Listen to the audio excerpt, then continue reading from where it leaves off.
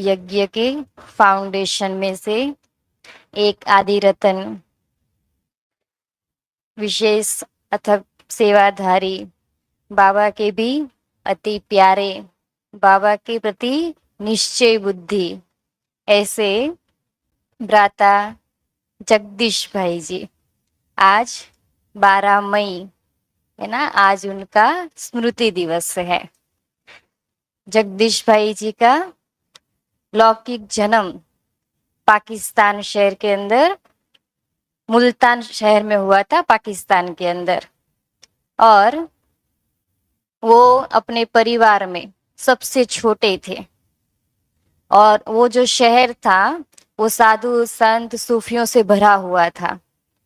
बचपन से ही जगदीश भाई जी को 12 साल की उम्र से ही धर्म, ज्ञान, योग, भक्ति, भगवान की प्राप्ति, इन सब में बहुत रस था कि भगवान को प्राप्त करना है।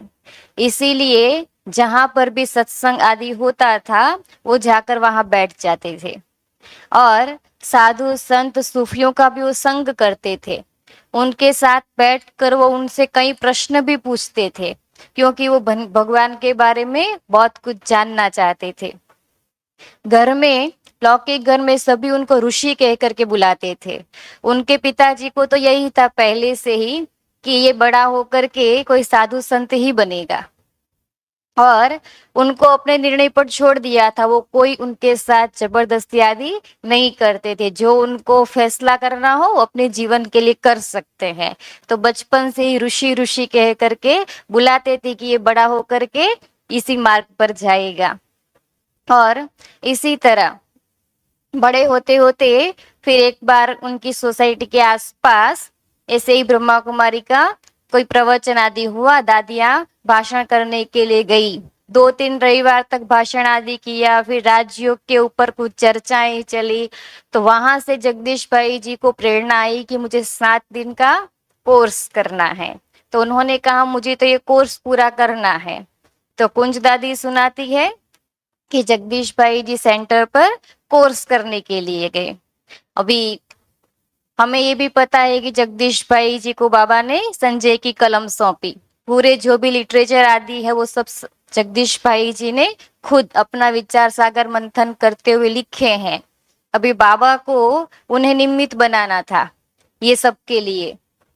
तो अभी तो कोर्स का 5वां ही दिन था, कोर्स पूरा भी नहीं हुआ था, तभी से जगदीश भाई जी की ये सब सेवाएं शुरू हो गई लिखने की। 5वें दिन जब भाई जी कोर्स करने के लिए सेंटर पर गए, कुंज दादी उनको कोर्स कराती थी। तो दादी ने कहा कि भाई जी आज कोर्स नहीं होगा। जगदीश भाई जी ने पूछा क्यों कोर्स नहीं होगा? तो कहा मिरर पत्रिका, उस समय में पत्रिका आती थी, तो उसमें समाचार लिख दिया बाहर वालों ने कि ये ब्रह्मा कुमारियां तो ईसाई धर्म की है। तो कहा कि हम सभी उनसे मिलकर तो आए, लेकिन फिर भी उन्होंने लेख लिखने के लिए बोला है। अभी हमको तो हिंदी इतना आता नहीं है, तो लेख लिखना है, हमें टाइम भी ज्यादा लगता है, तो आपको ये लिख कर देना पड़ेगा। क्योंकि जगदीश भाई जी अच्छे पढ़े लिखे थे, तो उनको ये हिंदी भाषा आदि सब आता था। जगदीश भाई जी ने कहा कि कोर्स तो जरूर होगा और आप मुझे लिख कर देना, मैं उसको हिंदी में अच्छे से लिखकर आपको दे दूंगा। और तभी से भाई जी की ये सेवाएं शुरू हो गई लिखने की, ये कहे तो भी चल सकता है। धीरे धीरे भाई जी मुरली आदि सुनने लगे। फिर उनको बाबा मिलन के लिए जाने के लिए बड़ी लगन थी कि बाबा से मिलना है, बाबा से मिलना है। लेकिन उनको कहा गया कि 108 बार आपको निश्चय पत्र लिख करके देना है, तभी आप बाबा से मिलने के लिए जा सकते हैं। तो उन्होंने कहा ठीक है लिख दूंगा। लेकिन वो कितनी बार लिख करके लाए? 27 बार। 27 बार उन्होंने लिखा और ला करके दादी जी के हाथ में दे दिया, लीजिए दादी जी मैंने लिख दिया है। तो दादी जी खुश हो गए, चलो लिखा तो सही, क्योंकि वो बहुत बुद्धिशाली थे और उनका दिमाग बहुत काम करता था। कोर्स के अंदर भी वो एक ही बातों को घुमा फिरा के जब तक उनको क्लियर ना हो जाए तब तक बहुत प्रश्न करते थे। तो दादी जी को तो ये भी था लिखेगा कि नहीं, लेकिन लिख कर लाए, दादी जी ने देखा नहीं कि अंदर क्या है। सिर्फ हाथ में से कागज ले लिया और दीदी के पास गए। मनमोहन दीदी जी तो बड़ी स्ट्रिक्ट थी। उन्होंने खोल करके देखा तो पता चला 27 बार ही लिखा है। कहा देखो इसने पूरा लिखा भी नहीं, आप जाओ उनको बताओ वापिस। तो कहा जगदीश भाई जी आपने पूरा क्यों नहीं लिखा। तो कहा कि लिखा तो है। तो कि कहा 27 बार ही तो लिखा है। भाई जी ने कहा पिछले पेज पर पढ़ो। उन्होंने पीछे पेज पर पढ़ा तो लिखा था इसको 4 बार पढ़ लो। कितना हो गया? 108। इतनी बुद्धि वो चलाते थे। लेकिन फिर भी दीदी जी ने कहा ऐसा नहीं चलेगा, आपको बाबा से मिलना है तो ये लिखना ही होगा। उन्होंने कहा बाबा से मिलना है तो 108 बार तो क्या, 1000 बार तो क्या, लाख बार भी लिखना पड़े तो भी मैं लिख दूंगा, आबू जाकर भी लिख दूंगा, लेकिन आप मुझे बाबा से मिलने के लिए लेकर के जाओ।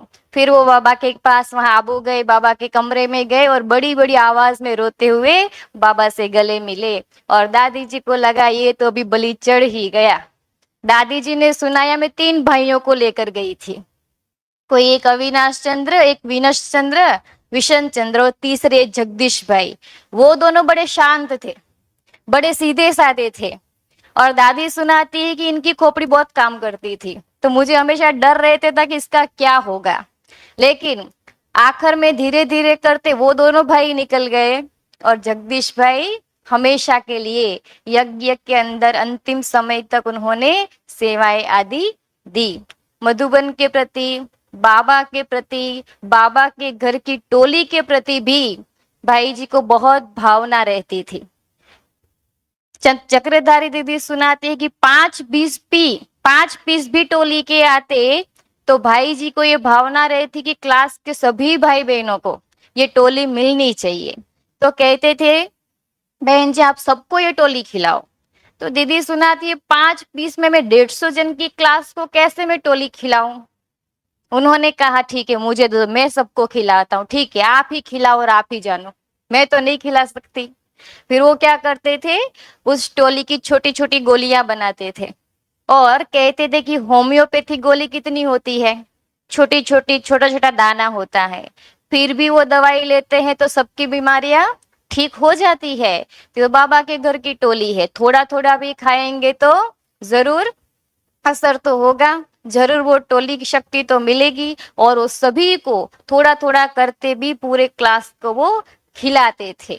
ज्ञान का, पढ़ाई का भी उनको उतना ही नशा रहता था कि बस कैसे भी करके बाबा को तो प्रत्यक्ष करना ही है। ना दिन देखते थे ना रात देखते थे और बहुत सेवाएं करते थे। बाबा जब जगदीश भाई जी थे तो अव्यक्त बाबा मिलन होता था। तो उस समय 11 नवंबर को 2000 की साल में बाबा ने महावाक्य सुनाए कि अभी सभी संपूर्ण बनने का पुरुषार्थ करो। तो सबने कहा कि जी बाबा संपूर्ण बनने का पुरुषार्थ करेंगे। तो बाबा ने कहा कि आपको कितना समय चाहिए बोलो, बाबा टाइम भी देता है। तो बाबा ने उस समय कहा बच्चों को 6 मास देता हूँ, 6 मास के अंदर आप संपूर्ण बनने का पुरुषार्थ करो, देखता हूँ कौन कौन संपूर्ण बनता है। तो उस समय तो सब कहते हैं ना हाँ करेंगे करेंगे करेंगे। लेकिन उस समय जगदीश भाई जी ने निर्णय ले लिया कि अभी तो बाबा कहते हैं तो पुरुषार्थ करना ही है।